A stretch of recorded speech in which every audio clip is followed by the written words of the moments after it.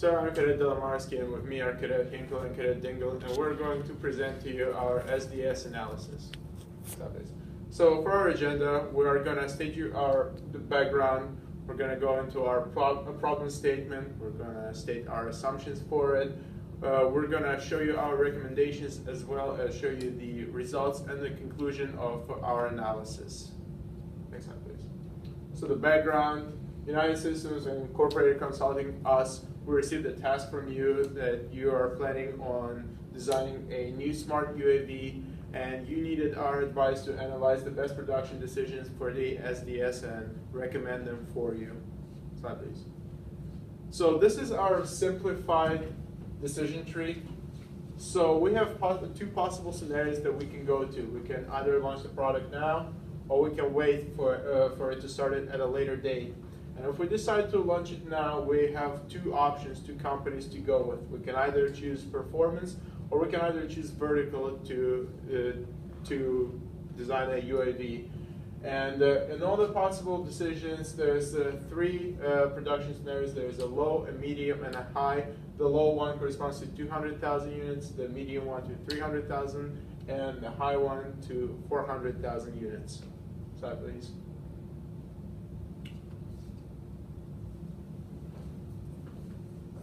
Sir, I'm Cadet Dingle, and I'll go over the assumptions and parameters with you. So first off, in our analysis, we decided to use the extended Swanson-McGill method, which between that and then the EST, we decided this was the best method because when we broke down your data that you provided us for your previous sales in previous years, we were able to break down these 10, 50, and 90th percentiles into fractiles, which we felt were more accurate than using the EST. So in our decision analysis, we used this when building our decision tree to model your decision for this process. And then another assumption we ran under was that we were given the guidelines to purchasing quantities of 100,000 when going with this decision, because that's what we were told you would do for this. But moving forward, we would recommend that these numbers be refined a little bit more, because it would give us a better estimation of what decision to use for this decision analysis. But regardless, this is the assumption we went under, and we'll provide you the results soon. All the percentages that were given to us from your sales chart, we made those discrete, and we took that distribution and added it to our decision tree using the extended Swanson-McGill method. And then finally, when we were interviewing you, sir, we concluded that you were risk-seeking. So through our analysis, we found that out as well. Next slide, please. So with our recommendation, Paul briefed the slide earlier where we talked about the decisions we had to make. And from this, the decision would be to hold off and wait on launching the product, and then continue with the medium production level at 300,000. So again, when you wait, you're going through with the vertical production, or using vertical to produce your product. Next slide, please. Sir, I'm Cadet Hinkle, and I'll be briefing you on the results and the conclusion of our analysis. So, first of all, we ran the Monte Carlo simulation, and what this does is this shows us the mean, the standard deviation, the max, and the min, and the mode after running 1,000 iterations of this model, basically, of this, like, outlining this simulation, outlining this situation. And so what we found is that the highest mean value, which is what we're looking for, we're looking to make the most amount of money that we possibly can, would be if we went with the vertical better, or like we used vertical to produce your better product. Now, the number produced was fairly consistent along each decision.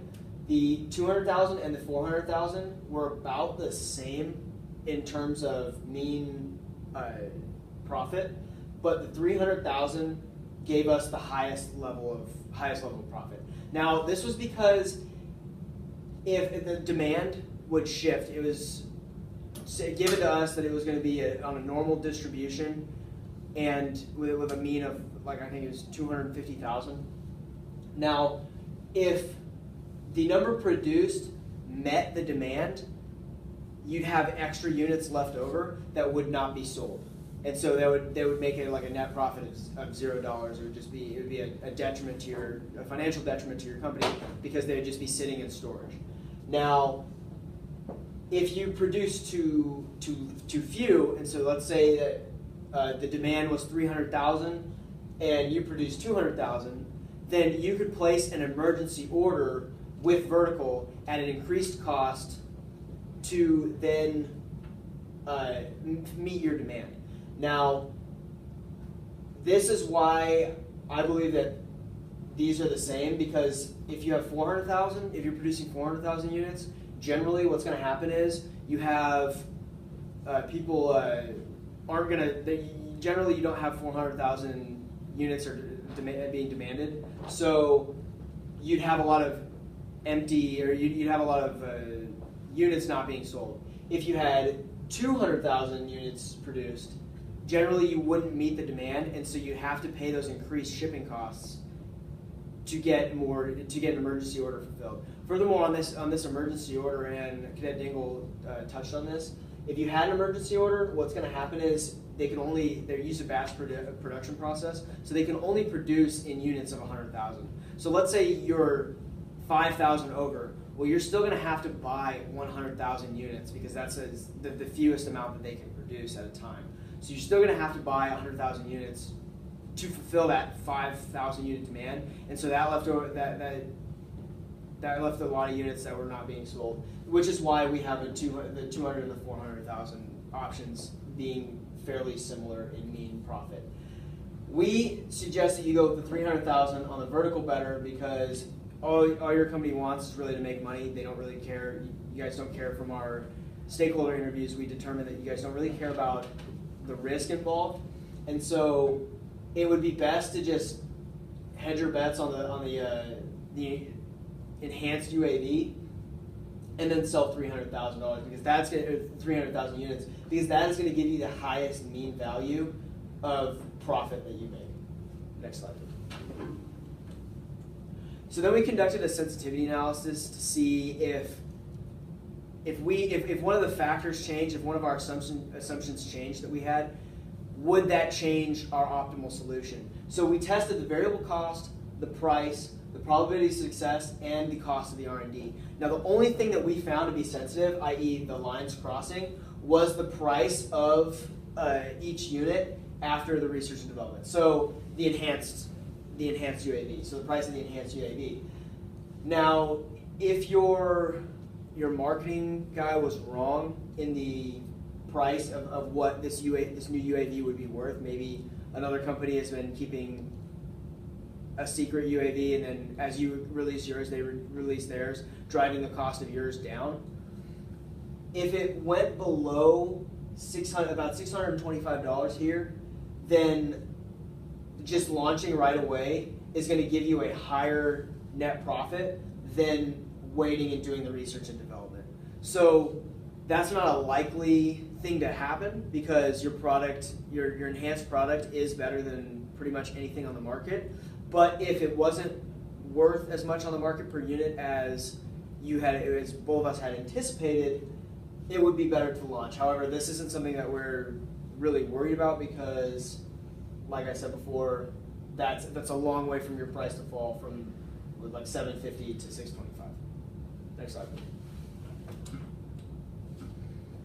So this output graph is of our Monte Carlo simulation. So we see in the red here the profit from the low production, the 200,000. We see here from the green the profit from the high production, the 400,000. And in the blue we have the medium production, the 300,000. Now, what this graph is showing you is that over the course of 1,000 iterations, which is what a Monte Carlo simulation does, we were seeing how the value changes because, obviously there are some things we don't know. We don't know how much product is going to be demanded. So over the course of this simulation, we found that with like a 90% confidence, your values for all three productions are going to fall between about here, which is somewhere around 37-ish million, I think, and then somewhere around here, which is 100 million.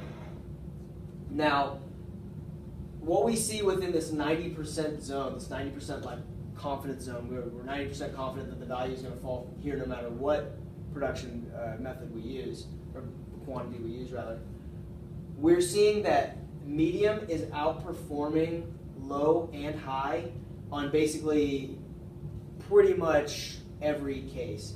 So that brings us to a concept called stochastic dominance. If the profit of the medium production was all the way to the left, or to the right rather, so if the blue line was totally to the right of both the red and the green line, we could say that it was stochastically dominant, meaning that it was a better option in every case. However, we can't necessarily say that because there still are some.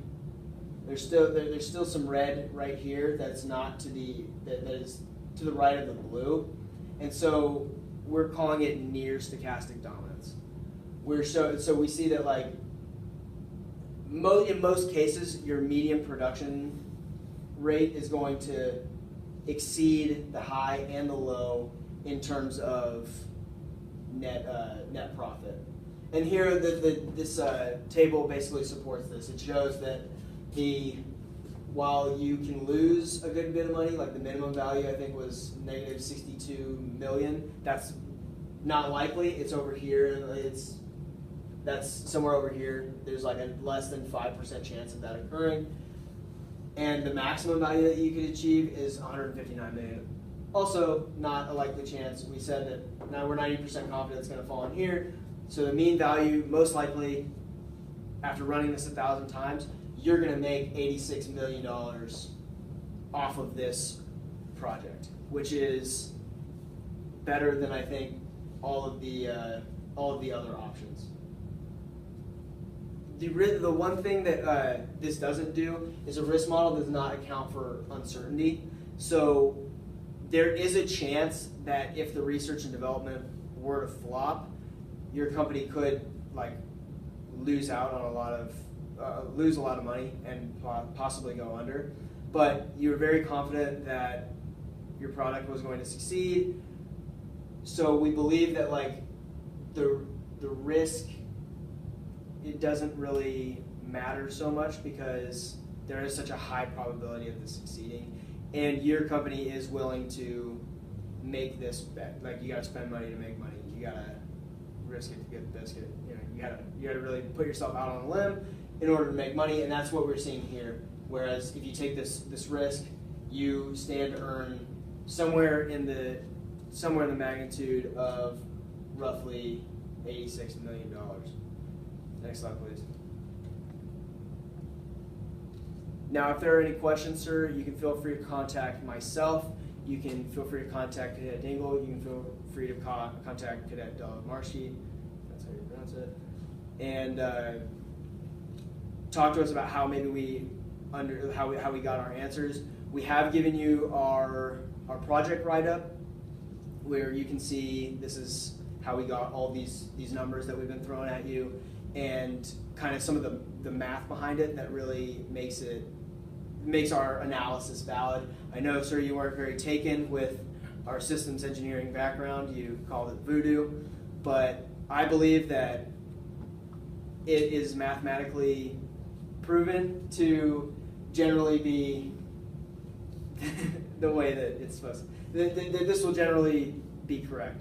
And so with that, this concludes our brief. Thank you very much, sir. Have a good one.